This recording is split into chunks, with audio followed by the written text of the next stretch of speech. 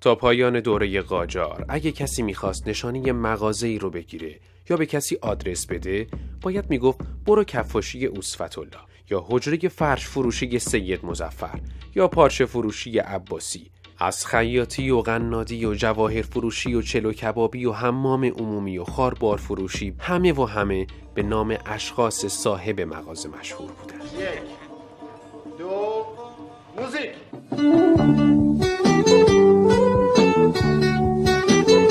اون وقتا دیوونه. در زمان پهلوی اول شهرهای ایران شکل جدیدی به خودشون گرفتن.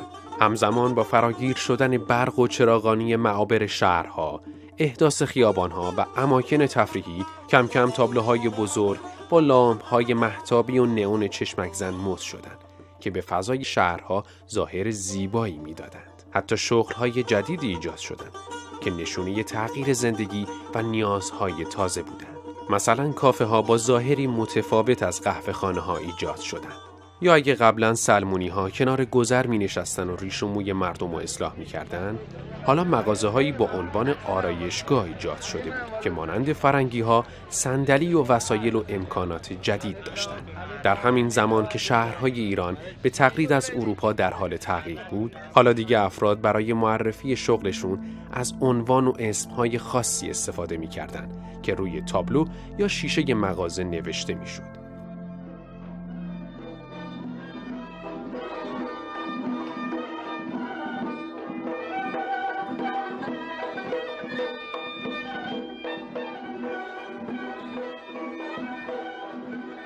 حتی در مطبوعات و جراید هم تبلیغ کالاها و اعلامیه ها مرسوم شد و مجلات پر شد از تبلیغ لوازم خانگی و محصولات آرایشی و غیره.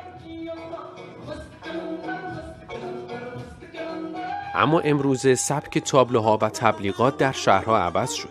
البته که بی‌سلیقگی باعث شده در مناظر شهری با شکل‌ها و رنگ‌ها و نورپردازی‌های درهم و برهم زننده‌ای مواجه باشید. با این حال هنوز برای راه انداختن یک شغل ابتدا به یک اسم نیاز دارید. این عنوان باعث میشه مردم نام یک رستوران، فروشگاه، مغازه تولیدی، شرکت یا دکان و مرکز خدماتی رو به خاطر بسپارند. جالبه بدونید در نقاط مختلف گیلان بعضی مغازه‌دارا برای کسب و کارشون از نام‌های اصیل گیلانی استفاده می‌کنن که علاوه بر جذابیت تجاری معنای زیبایی داره و نشانگر هویت فرهنگی صاحب اون کسب و کاره.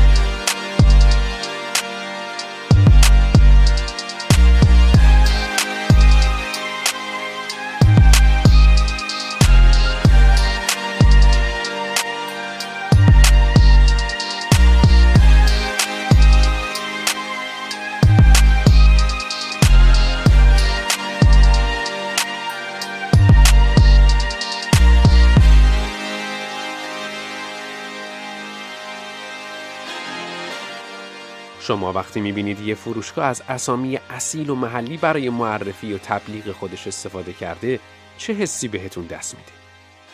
تهیه شده در رسانه گیل آرت نیوز.